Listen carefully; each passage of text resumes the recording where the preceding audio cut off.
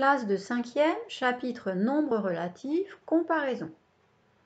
Il s'agit d'encadrer par deux entiers consécutifs ou de compléter un encadrement avec des entiers relatifs.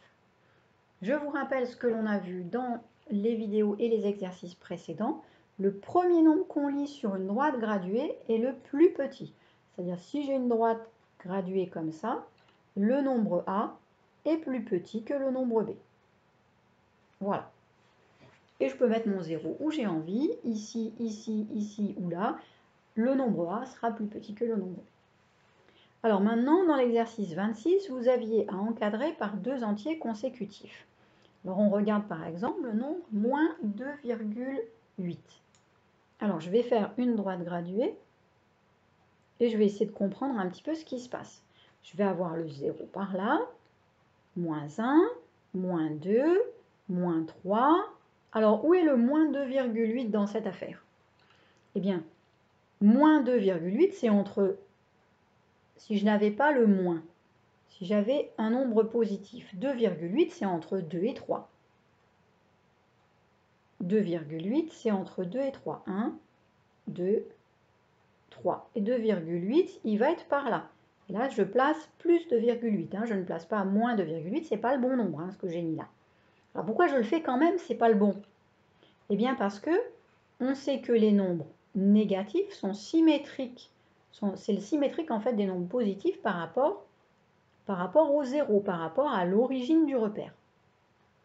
Donc ici, moins 2,8, bien ça va être par là, proche du moins 3, entre moins 2 et moins 3.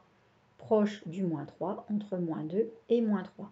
Moins 2,8. Et bien ça y est, j'ai ma réponse. Je voulais encadrer par deux entiers consécutifs. Eh bien, l'encadrement cherché ici, moins 2,8, est compris entre moins 2 et moins 3, sachant que, attention, le premier nombre qu'on lit est le plus petit, donc c'est moins 3, plus petit que moins 2,8, plus petit que moins 2. Alors ici, je ne vais pas m'embêter à faire une droite graduée, puisque ce nombre-là est beaucoup trop grand. Mais je vais appliquer le même raisonnement. Si je regardais non pas moins 199,12, mais plus 199,12, c'est-à-dire le nombre qu'on a l'habitude, qu'on connaît bien depuis longtemps, eh bien, moins 199,12, c'est forcément compris entre 199 et juste après, le nombre après juste 199, eh bien c'est 200. Donc, en nombre positif, 199,12 est compris entre 199 et 200.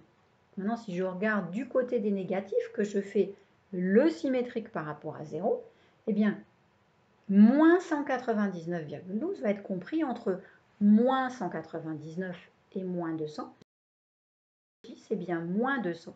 Donc ça, c'est plus grand que moins 200 et plus petit que moins 199.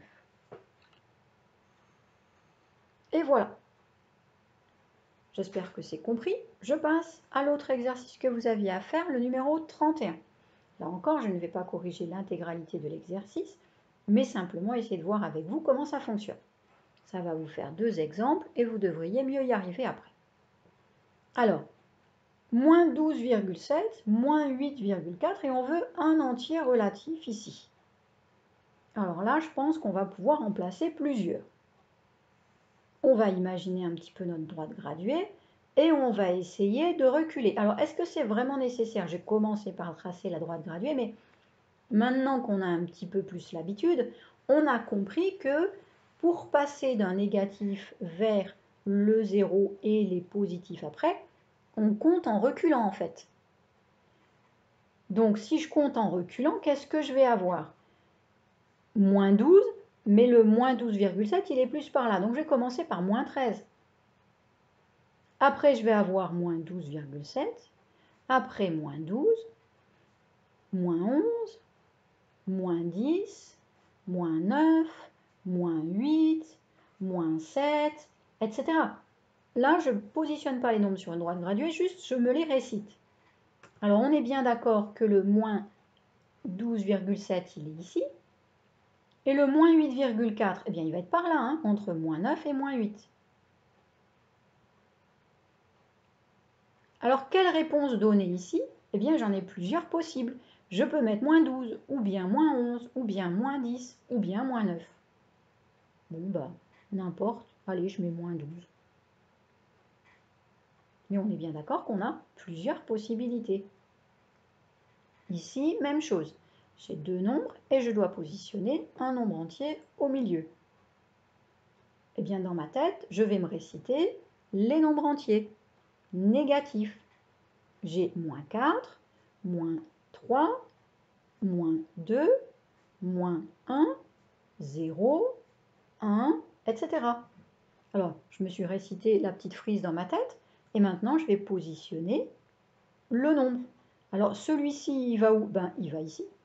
Celui-là, il va où? Il est entre moins 1,5.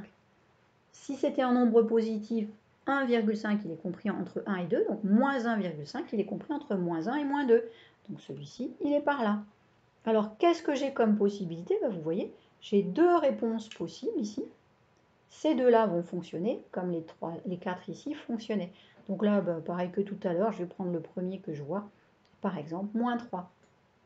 Voilà, j'espère que vous avez compris comment ça fonctionne, que maintenant vous êtes tout à fait prêt à finir ces exercices et que ces nombres relatifs, eh bien, ils n'ont plus de secret pour vous et vous allez pouvoir bientôt calculer avec.